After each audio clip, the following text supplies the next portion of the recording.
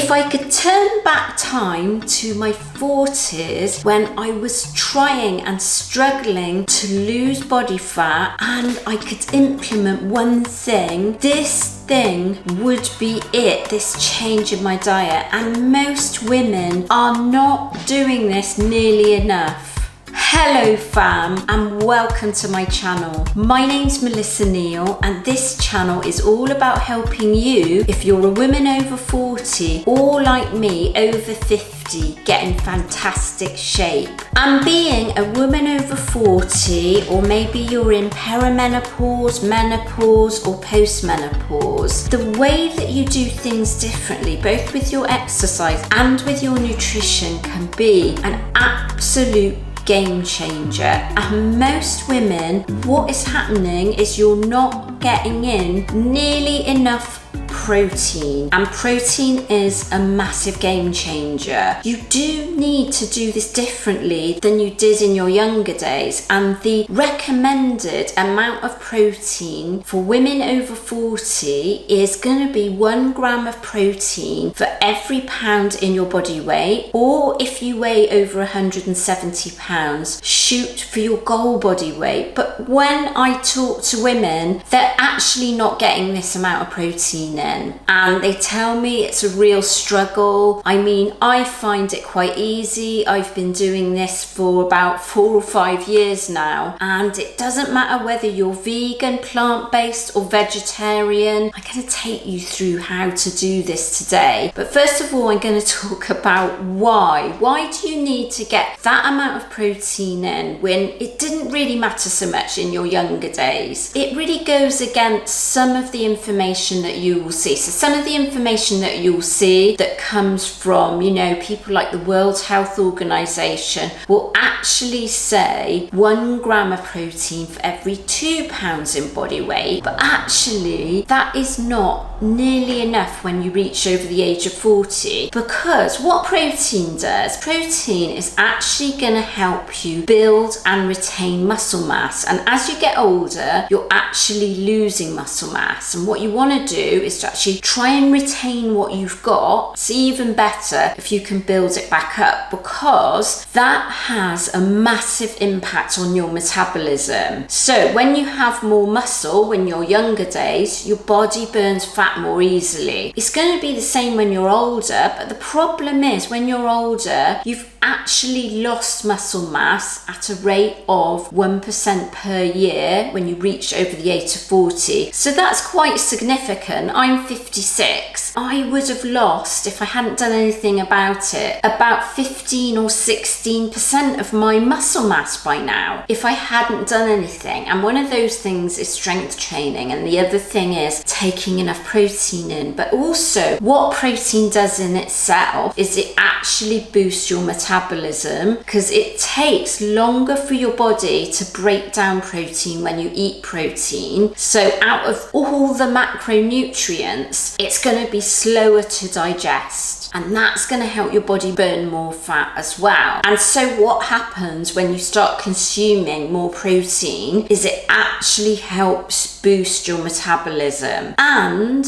it actually keeps you satisfied. So if you're like me and you have a high protein diet, what that does, and especially when you're in a calorie deficit is burning more energy than you're putting in. You can actually find you get more hungry. But if you're taking in a lot of protein, you actually get less hungry. And if you're interested in understanding a lot more about nutrition over the age of 40 and around menopause, I actually have a free nutrition guide that you can download today and actually start taking action on your nutrition. I'm going to link it up here, and I'm also going to link it in the description, so do go ahead and download that. So we've established how much protein we should be eating, which is 1 gram of protein for every pound in your body weight, and that's per day. And I do have a video how to calculate your own calories and macros, and I'm going to link it up here, and I'm going to link it in the description, where it takes you through how to exactly calculate that. Now I'm going to take you through some of the ways that I get my protein in, and some of the protein protein sources that I love to use, because what that's going to look like is pretty much every time you eat. So every time you eat a meal, every time you eat a snack, it's going to be protein based, isn't it? And so first of all, I'm going to kind of take you through some of the food protein sources and then some of the supplementation which you might like to use. The obvious ones are, I've got some cooked chicken here.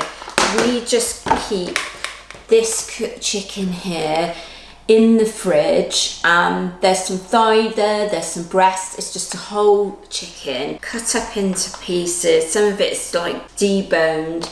Ken's put some nice spices on it. That makes it much more palatable for us, and it's like flavour it how you love it. We love Caribbean spices, but you just put on the spices that you love, because they're actually not really going to add any more calories, spices. So then I've got like a lean cut of beef. It could be ground beef. This is a steak. This is actually fillet steak, but any lean cut of beef, any lean cut of pork even. I don't eat much pork, but a lean cut of pork is fine. You want to keep your red meats down to a couple of times a week, maybe not every day, because there is some evidence to show that you should limit the amount of red meat, but we're not talking about processed meat here. It's all just fresh meat. Now, the other thing is fish.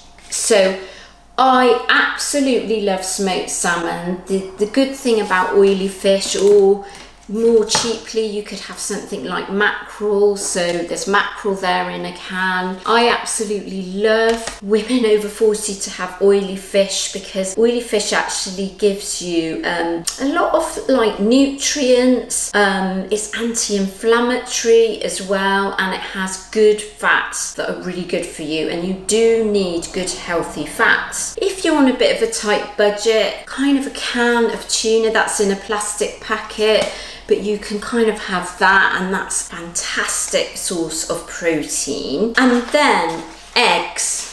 Eggs are absolutely amazing. You can choose to have the whole egg. If you're worried about your cholesterol levels, have egg whites. In all honesty, I rarely eat egg whites because I don't like them, but what I do is sometimes mix whole eggs with egg whites. I like to make things like these egg muffins with just a bit of a crumble of feta cheese in them and veggies up ahead. I've just got those to kind of snack on when I need to. We're getting into the vegetarian sources of protein.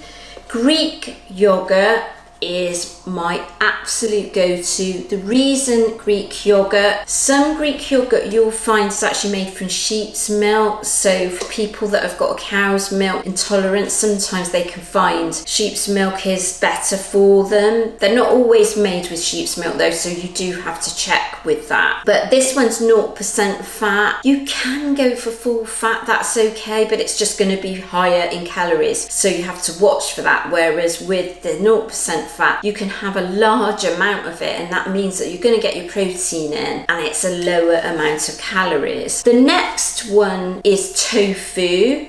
So that's a vegan source of protein. Tofu does get demonized a bit. It's probably not great for women that are estrogen dominant, but by the time you get to my stage in life, I'm actually lacking in estrogen. So there's some evidence to say that that's actually quite good for people that are lacking in estrogen. And then the other one is kind of beans or lentils. They're a really good source of protein. What you do have to watch for is, as well as protein, they're actually quite high in carbohydrates. So, you know, if I'm having a dish with beans, what I usually don't do is I don't add rice or potatoes to it, because I don't need to, because as well as protein, there's actually going to be carbs in beans, and really you have to have kind of quite a lot of beans to make that work. So I would say, you know, with chicken, to get the right amount of protein in, you want to take 100 grams, which is 3.5 ounces. But you know, with beans, you're looking at 200 to 300 grams in cooked weight. That you have to eat much higher in volume to get the same amount of protein in. So one thing I want to add about being vegan is this is a real game changer. This is savoury yeast.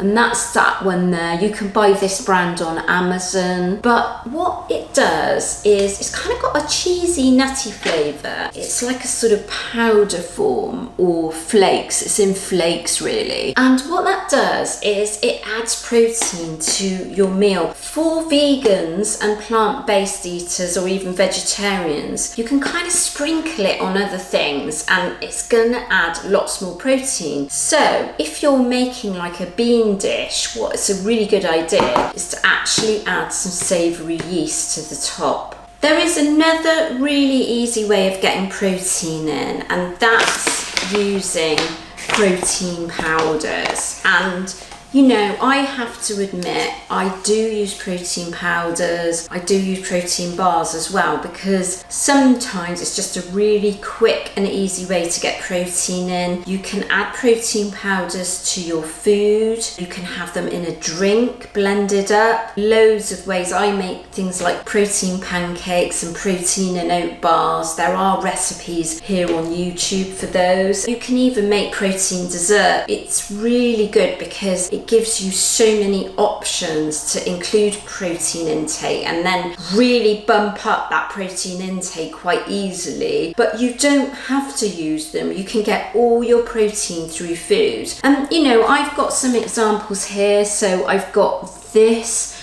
protein powder, Sun Warrior, that's available in the USA. I also really love the flavour of this protein. This is Ultra Plant Protein. It's Cymix Ultra Plant Protein. I don't actually have a whey protein here, but for some people, if it's easily digestible for you, go for a whey protein. Both the plant proteins and the whey protein, they're kind of fast acting, so they're quick release. And so what that's going to do is going to get protein into your bloodstream quite quickly, which is really good for post-workout. But you can eat them at any other time of day. Now, the other type of protein is casein. This is called Protein Works casein.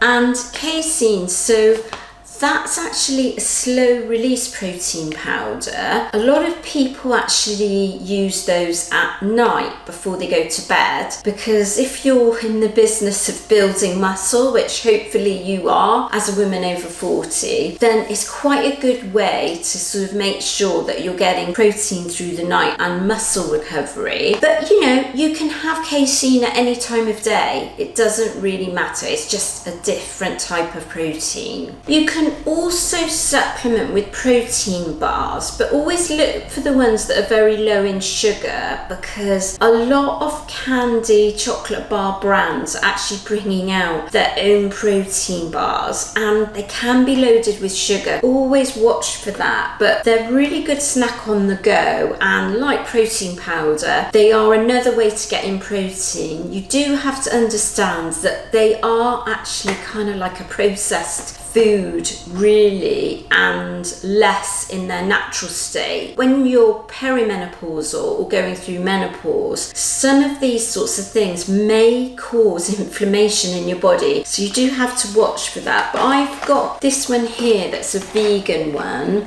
and it's by Applied Nutrition, and it's a bit like Millionaire's shortbread bar really, is the easiest way I can describe it.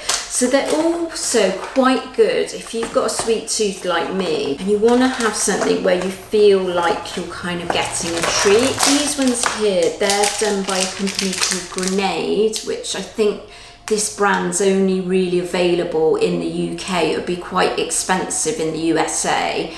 But there are some brands, some really good brands in the USA that do this. If you're short for time, you're on the go, you know, you're traveling, that's when I use them, when I'm traveling. They can be really, really good because, you know, you don't have to make up a drink and that sort of thing. So how's that going to look for a day's worth of eating for me? Well, there are quite a number of what I eat in a day videos here on this channel. I also do them as short form videos. Do have a look at those, and I will link them at the end of this video. So typically on a workout day where I'm doing strength training and I train in the morning, I'm going to have a pre-workout snack, and it's going to be something like rice cakes covered in peanut butter powder, or maybe even something called cream of rice, which you mix with protein powder and you eat that. It's kind of like baby food really. So I'll start off with that, then I go and do my strength training workout. I come back and I'll have kind of like protein pancakes. So that's going to have eggs, oatmeal and protein powder blended up with a banana, something like that, and made into pancakes. Then later on for lunch, I'll kind of have something like chicken or some tofu, and I'll have that with veggies, maybe some rice, potatoes or sweet potatoes. And then I'll have a snack of like maybe a protein shake or a protein bar later on in the day. And then later on I'll have something like some smoked salmon or some beef with some vegetables or with some salad. And then I'll have some Greek yogurt just after that before I go to bed. It's quite a lot of food that I'm talking about taking in. Some of you won't want to have 5 or 6 meals a day, and that is absolutely okay. You can do that with 3 meals a day, but you just need to condense it into a smaller time. Please do be mindful of how much protein you're getting in if your goal is fat loss when you're over 40, because it's going to make a huge difference. And do let me know in the comments section if this has prompted you to take a look at your protein, or maybe you're already doing it and you're seeing success. Do let me know.